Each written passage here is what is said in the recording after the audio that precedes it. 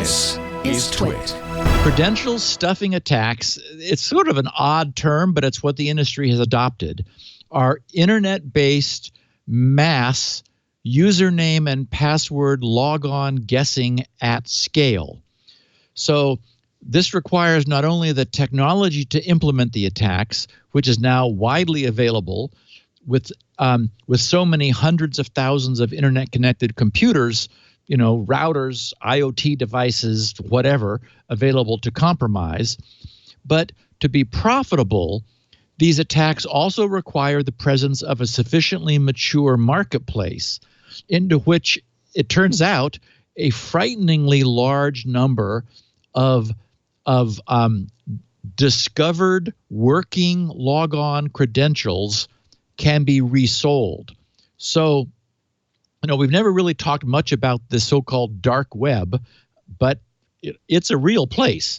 This is, as I mentioned at the top of the show, this is where Silk Road was conducting its commerce, and the point is that this is not a hacker trying to get into some person's account by guessing a known person's unknown password, or knowing something about them or their lives and so forth. This is a shotgun scattershot numbers based attack where the millions now we're at of paired usernames and passwords that have leaked out onto the internet and have been sucked up into databases, those are being broadly used blindly against websites with the hope that they get in. And if they get in, they log out because that particular individual, that is, this is an automated attack. They have no interest in what's there. What they want to do is they want to put that up for sale.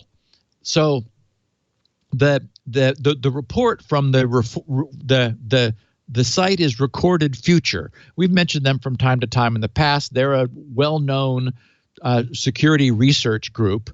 They titled this, I think, very appropriately, "The Economy of Credential Stuffing Attacks," because it's the economics of this which, it turns out, has made this very profitable.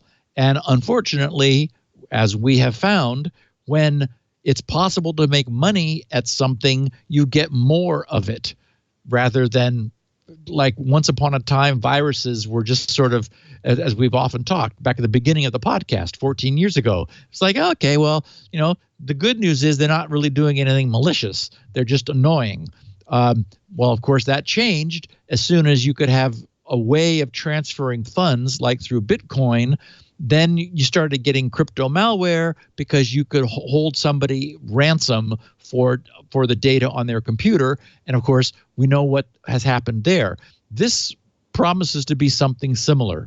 So these guys begin by explaining. They said, this report covers the current threat landscape of credential stuffing attacks.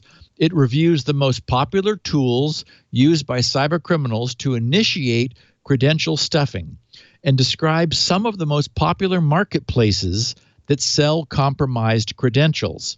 This report contains information gathered using the Recorded Future platform, as well as additional open source, dark web, and underground forum research, and will be of most interest to analysts protecting e-commerce, telecommunications, and financial organizations from credential stuffing attacks, as well as those looking for investigative leads on threat actors performing such attacks.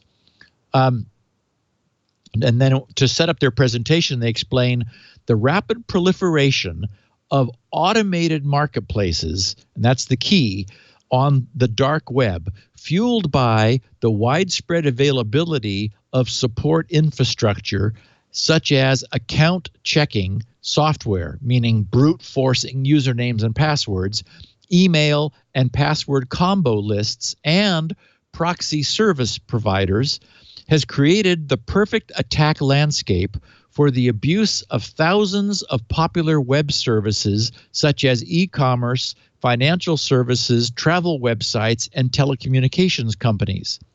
They say it's safe to assume that almost every large organization with an online retail presence has had their users exposed to credential stuffing attacks in the past few years, with some companies having upwards of millions of exposed login credentials available for purchase on the dark web at any given moment.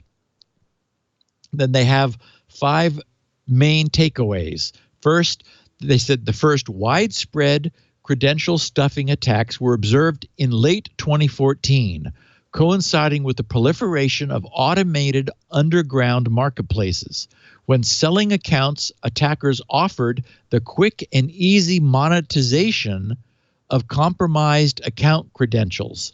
Some actors who engaged in credential stuffing attacks remain active today. So this has been, they've been present for 5 years. Second, with an investment of as little as $550, and we break this down in a minute, they said criminals could expect to earn at least 20 times the profit on the sale of compromised login credentials. And actually, the return actually shows it turns out to be much greater return for investment. They said, third, the overall supply of compromised login credentials across several large marketplaces exceeds tens of millions of accounts. I'll say that again. The overall supply, that is for purchase, of working compromised login credentials across several large marketplaces exceeds tens of millions of accounts.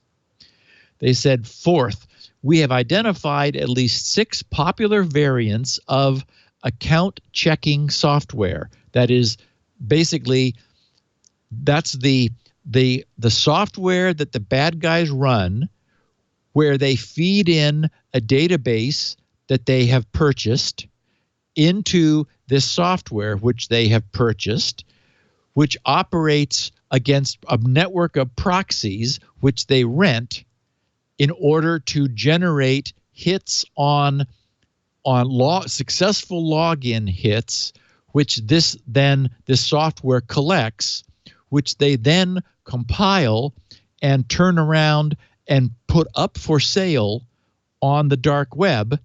And there are purchasers, not surprisingly, for this freshly farmed information. So they said, we have identified at least 6 popular variants of this software used by cyber criminals. They said, however, dozens of lesser-known variants can also be found on the dark web. And finally, fifth, while some companies may choose to implement multi-factor authentication, which blocks the credential stuffing attack vector, organizations may not be prepared to choose security over convenience. And probably the number one takeaway from this is that anything you do to block the feasibility of blind username and password login, and CAPTCHAs don't solve the problem. All of these software front ends have capture defeating features. It has to be something like multi-factor authentication, something where that removes the vulnerability from brute forcing.